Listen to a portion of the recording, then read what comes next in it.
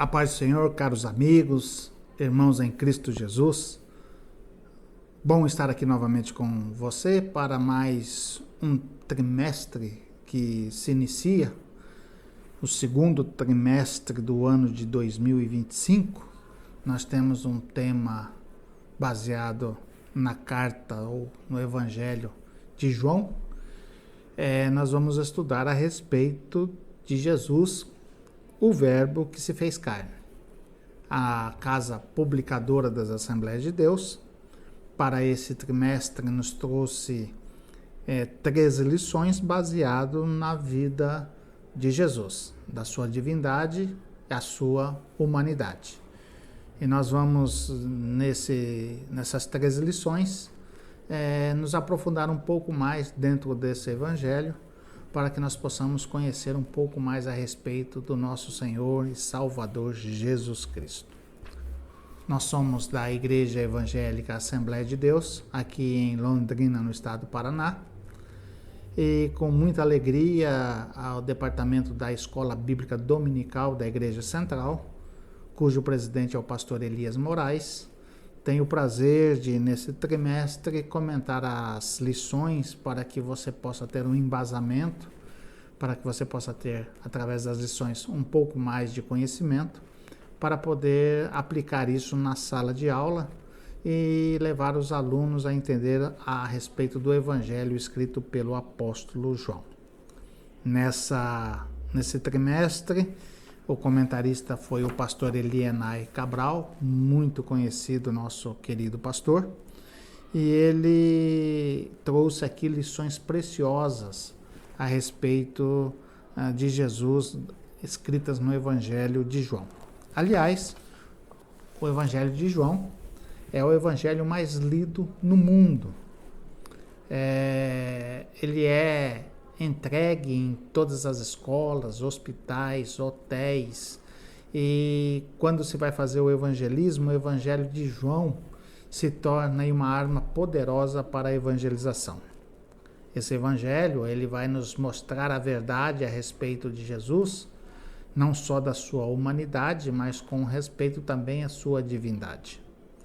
E antes de nós entrarmos aqui propriamente na lição de hoje, que é a primeira lição, quando nós estudaremos a lição com o título O Verbo que se tornou em carne, nós precisamos entender o porquê que esse evangelho foi escrito e quando foi escrito.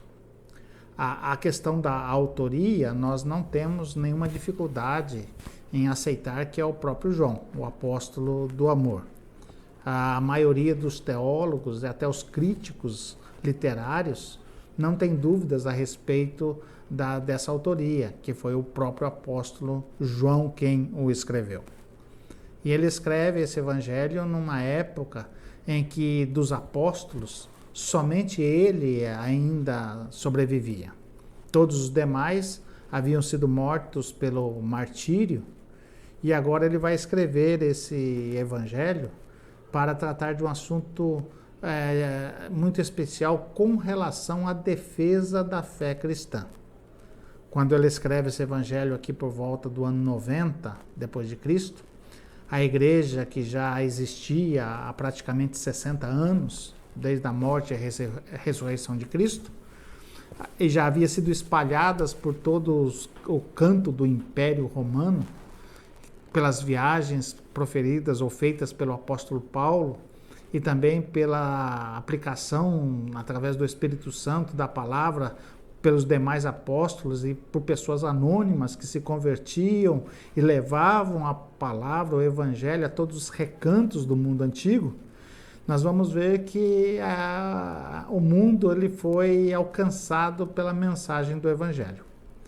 Porém, com esse avanço, trouxe muitas dificuldades para a igreja.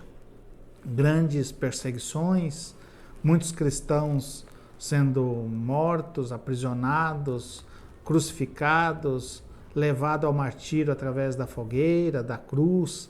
Enfim, houve um grande sofrimento por causa da perseguição. Mas o evangelho, ele não se reteve por elas que trouxeram dificuldades aos cristãos. Pelo contrário, Quanto mais se perseguia os cristãos, mais o evangelho avançava pelo Império Romano da época. E nós vamos ver os expoentes, as pessoas que tinham Cristo no coração, levando essa mensagem a todos os recantos desse mundo antigo. Nós vamos entender através dos escritos que foram feitos, principalmente pelo apóstolo Paulo, que escreve 13 cartas às igrejas da Ásia e da Europa. Nós vamos ver também os 4 evangelhos, sendo esse último escrito por João, tentando alcançar e explicar e mostrar realmente quem era Jesus, o Salvador. Se nas primeiras décadas da igreja, a igreja era perseguida por uma forte oposição aos judeus, que queriam exterminar a igreja, cujo um dos principais foi o próprio apóstolo Paulo, quando ele era chamado de Saulo. Nós vamos ver que nos primeiros séculos a igreja avança no mundo por causa da perseguição, porque fugia dos seus algozes. Depois a igreja foi perseguida pelo próprio Império Romano, cuja lá no ano 60, 65, 67, o próprio apóstolo Paulo, o apóstolo Pedro e tantos demais cristãos foram mortos pelas mãos do império, do governo romano, porque acusavam-nos de ter destruído ou queimado Roma e buscavam um álibi para que essa chacina que fora feita pelo fogo lá colocado por Nero recaísse nos ombros dos próprios cristãos. Nós vemos grande perseguição, nossos apóstolos foram mortos nesta ocasião, mas matou-se um homem, mas não matou a palavra de Deus. Mata um apóstolo, mas não mata a essência da palavra. Ela continuou vigorosa, forte e avançando por todos os recantos do mundo pela força do Evangelho e pela ação plena do Espírito Santo. Agora João, já com praticamente quase 90 anos de idade, ele vai escrever este Evangelho em defesa da fé cristã. Se antes era perseguida pelos judeus religiosos, depois pelo Estado de Roma, agora nós vamos ver, já no início aí da década de 80, 90, uma outra heresia que começou a encampar dentro da igreja. Uma heresia chamada de gnosticismo estava avançando dentro das igrejas cristãs, aliadas às leis e aliadas aos costumes judaicos, tentando desvirtuar a verdade do Evangelho. Começou-se a cogitar nesta época a respeito de Cristo Jesus, que ele não poderia ter sido um homem carnal como qualquer outro homem. Começou-se a duvidar da existência humana de Jesus. Começou-se a pregoar que esse Jesus não poderia ter nascido como homem, porque dentro do gnosticismo eles eram dualistas e criam no corpo e na alma, no espírito.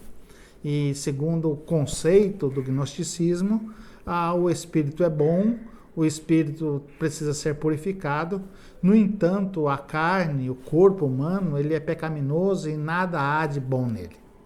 Então, o corpo, de certa forma, segundo os ensinamentos gnósticos, precisaria ser destruído, seja pelos excessos ou seja pelas abstinências. De qualquer forma, o corpo humano precisaria ser destruído para que houvesse uma libertação da alma, uma libertação do espírito, para que pudesse alcançar a glória, que pudesse alcançar a eternidade e alcançar um ser superior. E segundo o próprio gnosticismo, que avançou alguns séculos depois, era necessário que esse conhecimento alcançasse também as mentes dos homens para que eles pudessem, como Jesus, que considerava um gnóstico, um homem muito sábio, que alcançou o máximo da perfeição, e que o homem também, no seu conhecimento gnóstico, pudesse chegar também a essa perfeição, assim como Jesus chegou. E eles começavam a ensinar dentro das igrejas que Jesus não poderia ter nascido em carne. Não, ele não poderia ter sido um homem como qualquer um de nós. Porque se a carne é má e pecaminosa, como um Deus santo, puro, eterno e glorioso, iria habitar num corpo pecaminoso. Então, para eles, isso não tinha nenhuma forma de ser aceito, e por isso eles pregavam que Jesus jamais havia nascido em carne. Então, dentro desse conceito, dentro dessa heresia que estava avançando dentro da igreja, o apóstolo João, por volta do ano 90, vai escrever o Evangelho a respeito da divindade de Jesus. Nós vamos encontrar logo no primeiro versículo do capítulo 1 do Evangelho, dizendo que ele era o Verbo estava com Deus, o Verbo era Deus. Que ele estava no princípio com Deus, que todas as coisas foram feitas por ele, e sem ele nada do que foi feito se fez. Nele estava a vida, e a vida era a luz dos homens. E ele vai falar que ele nasceu entre nós. Né? Nós vamos ver a partir do versículo 9, que ele vai falar que Jesus era a luz verdadeira que alumia todo homem que vem ao mundo. Estava no mundo e o mundo foi feito por ele e o mundo não o conheceu. Veio para o que era seu, mas os seus não o receberam. Mas todos quanto o receberam, deu-lhes o poder de serem feitos filhos de Deus aos que creem no seu nome. Então, a partir desse momento, dessa apresentação que o apóstolo João faz a respeito da divindade de Jesus, nós vamos ver o Jesus trabalhando como homem nesse mundo, mostrando o seu poder, os milagres que ele fez, os ensinamentos que ele proferiu, tudo para mostrar que Jesus realmente é Deus, mas é um Deus que se fez homem. Por isso a lição de hoje nós temos como título o Verbo que se tornou ou que se fez carne. Veja só o que João escreve no seu Evangelho no capítulo 1, versículo 14, que é o texto áureo da nossa lição. Ele diz assim: o Verbo se fez carne e habitou entre nós. Então ele já de imediato começa a mostrar que realmente Jesus se tornou um homem como qualquer um. Ele vai dizer assim que ele se torna carne, estava entre nós e vimos a sua glória. Quer dizer, ele enxergou com seus próprios olhos a glória do unigênito do Pai, ou seja, do Filho único de Deus Pai, cheio de graça e cheio de verdade. Nas suas cartas, na primeira, segunda e a terceira carta, ele vai continuar a defesa da sua fé, mostrando que Jesus realmente foi um homem como qualquer um outro. Ele vai dizer que, olhando para Jesus, nós conhecemos Jesus e tocamos em Jesus, né? Para mostrar e para afirmar como o único apóstolo, o último apóstolo vivo, testemunha verdadeira, que ele havia visto Cristo, andado com Cristo, tocado em Cristo, recebido as suas palavras como o verdadeiro homem que ele era. A nossa verdade prática vai dizer que o Evangelho de Deus inseriu-se na história assumindo a forma de homem para redimir os pecadores. Então, dentro desse conceito, dessa breve introdução, nós vamos estudar este trimestre todo a respeito desse homem-deus, desse Deus-homem. O Deus que desceu do céu e se fez homem, e o homem, na sua ressurreição, se fez Deus e voltou para o céu. Esse é o nosso Jesus. Já na introdução da lição de hoje, nós vamos ver que esse valioso documento, esse evangelho que foi escrito por ele, foi para mostrar a singularidade da natureza divina do nosso Senhor. E encorajar também a fé dos discípulos de Jesus e das pessoas que se debruçavam a seus pés.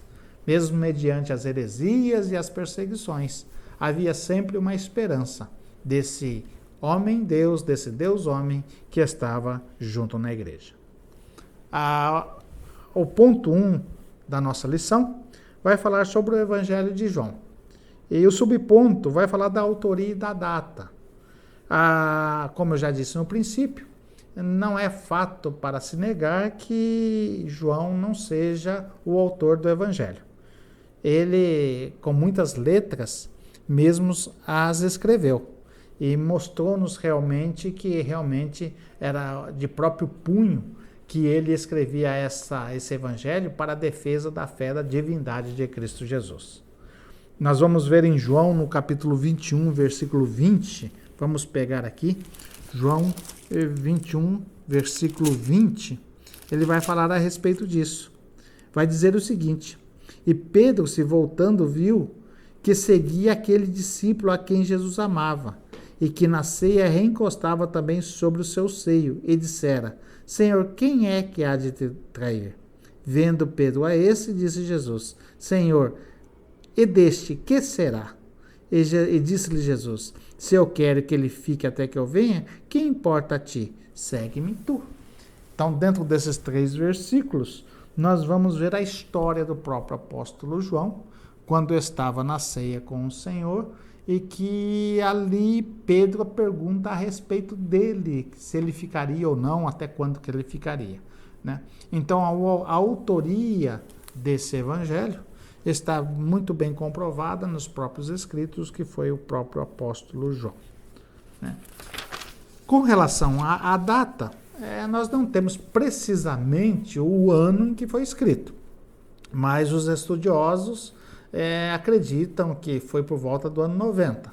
Alguns chegam a dizer que foi depois da década de 80, outros falam que pode ter sido escrito até o ano 95 da nossa era cristã, mas foi dentro desse período, quando já o apóstolo João, repetidamente eu vos informo, que era o último evangelista vivo, e que depois que ele sai da ilha de Patmos, ele então vai para a cidade de Éfeso, e ali ele escreve tanto esse evangelho quanto também o livro de Apocalipse, né?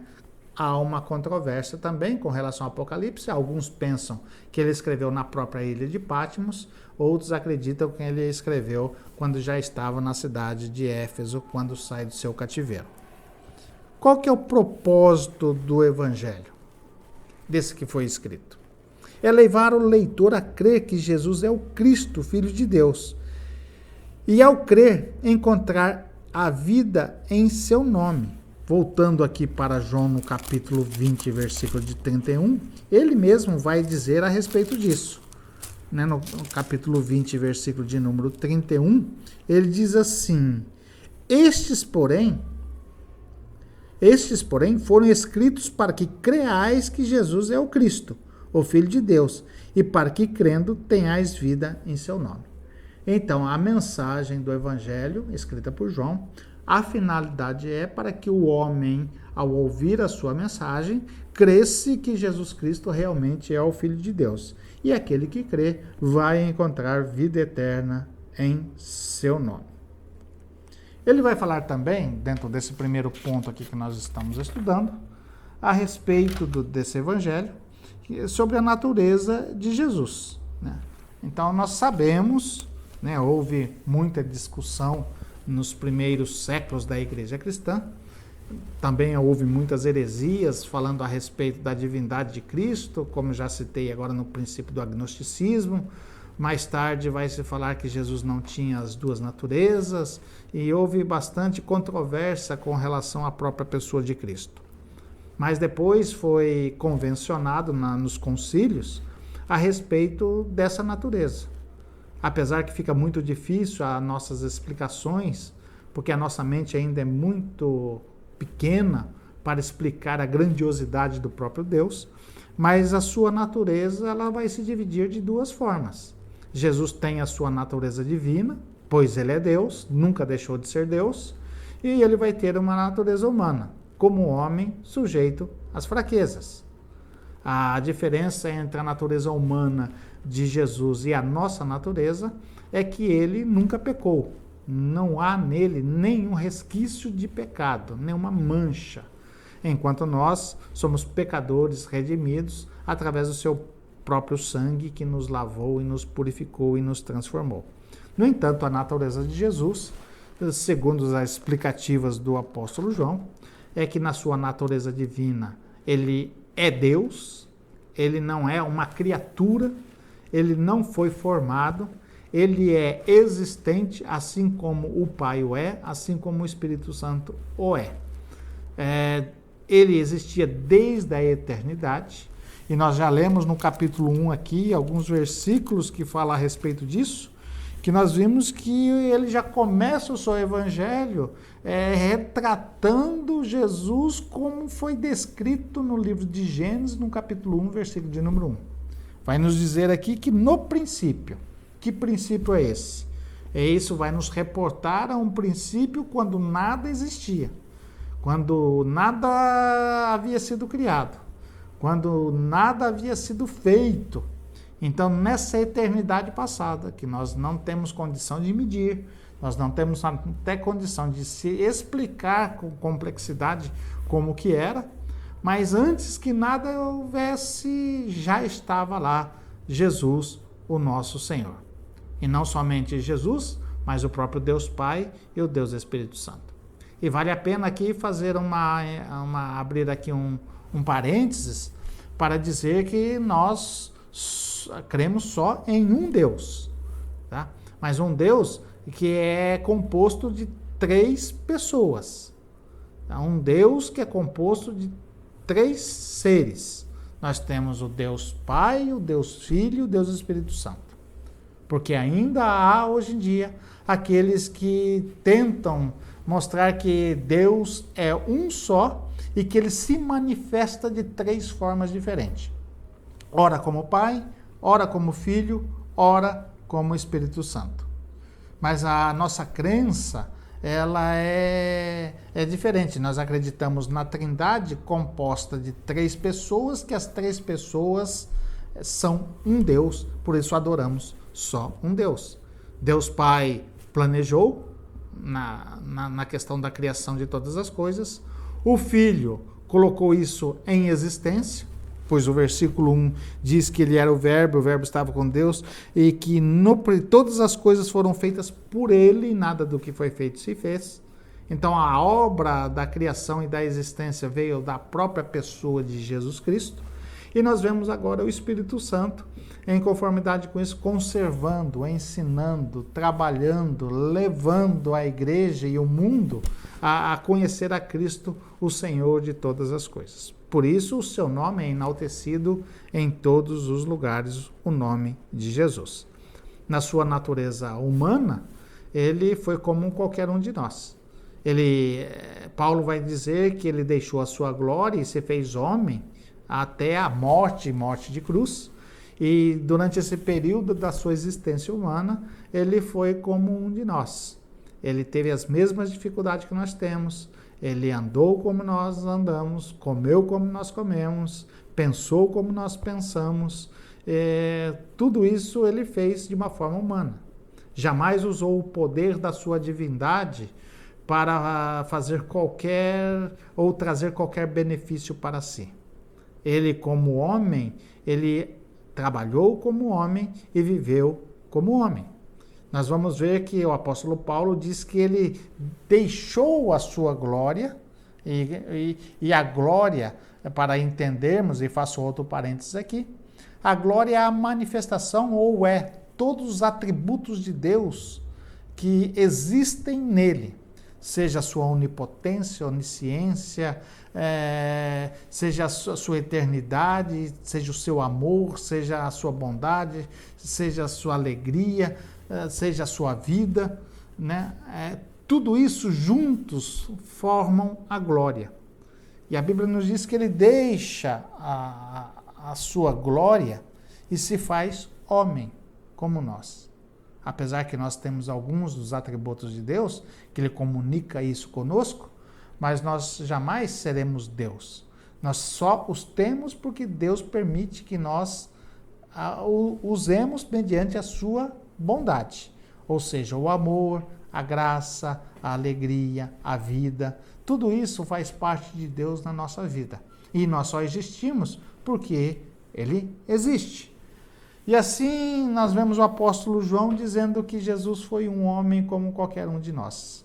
Viveu como nós, teve alegria como nós, chorou como nós choramos, teve fome, teve sede, sofreu, né? Ele foi um homem normal. E era necessário que isso acontecesse, que Deus se fizesse homem para que através da sua humanidade, porém sem pecado, ele entregasse a Deus, ao divino, né? a sua vida, para que através da sua vida ele eliminasse o pecado, para que nós hoje pudéssemos ter vida e vida com abundância.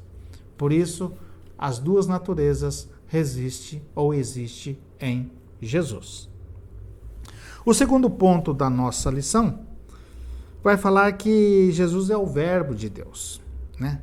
Essa revelação ultrapassa todos os nossos conhecimentos, ultrapassa todo o nosso passado. Repetindo aqui no versículo 1, diz que no princípio era o Verbo. E o que é o Verbo?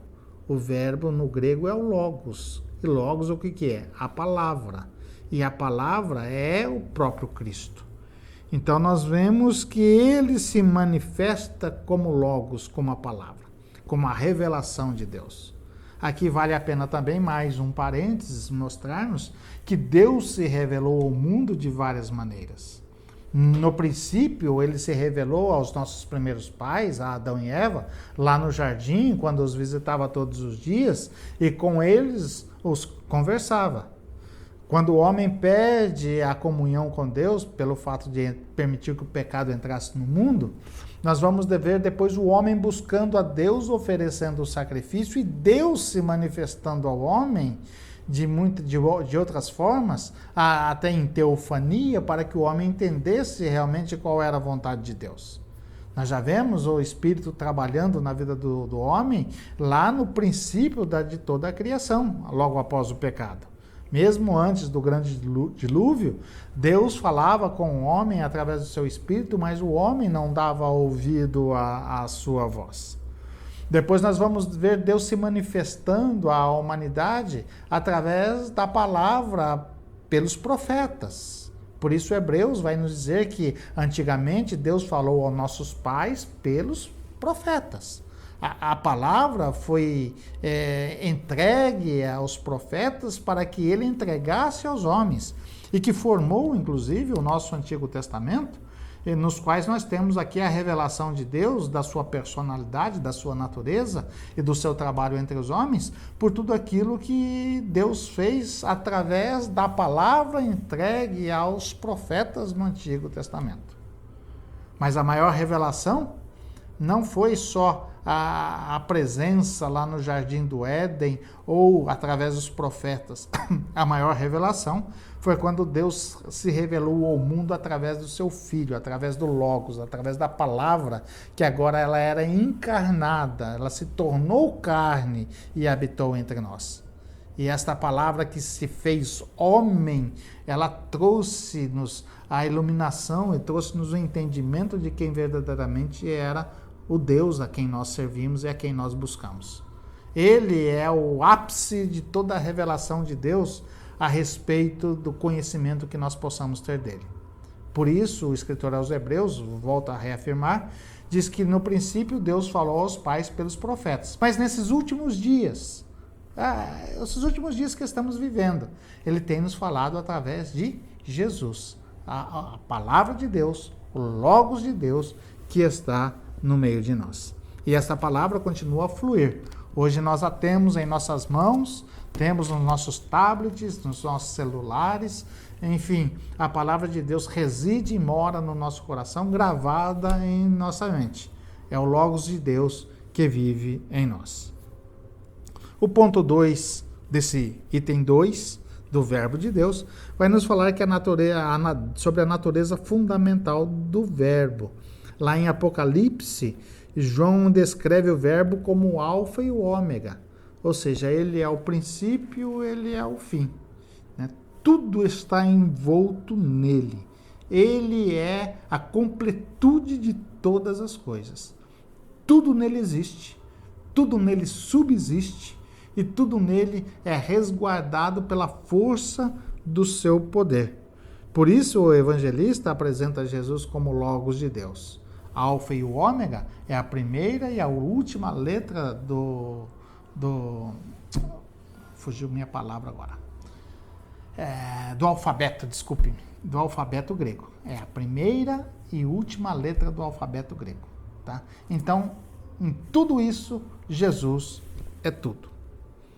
João vai dizer também que no princípio era o verbo, né? Ou seja, esse verbo é o Logos, que significa a palavra, conforme eu já disse. Um conceito mais apropriado para Logos encontra-se em Jesus, que apresenta a expressão da divindade, a própria revelação de Deus, agora não só em palavras, mas como uma pessoa. O ponto de número 3, e para encerrar essa breve meditação a respeito do verbo divino, nós vamos ver que ele se encarnou, né? Ele se manifestou quando João escreve no versículo de número 9, né? Ali estava a luz verdadeira, ou seja, todas as luzes que apareceu antes não era completa. Ela poderia até iluminar, mas não era a verdadeira. Ela podia trazer alguma claridade a respeito da divindade de Cristo, mas ainda estava obscurecida porque ainda não havia sido revelada a luz verdadeira. Aliás, toda a revelação de Deus no Antigo Testamento, ela foi de forma progressiva. Deus foi revelando ou se revelando ao mundo antigo aos poucos. Mas a amplitude e a glória total se manifestou na pessoa de Cristo, quando ele encontra-se com João Batista, e João Batista vai dizer: eis aí o Cordeiro de Deus que tira o pecado do mundo.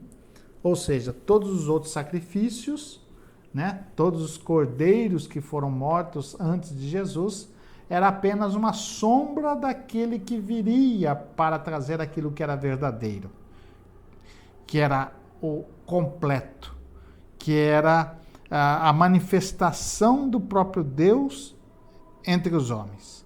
Então nós vemos Jesus como o Criador de todas as coisas e dessa encarnação que se manifestou ao mundo.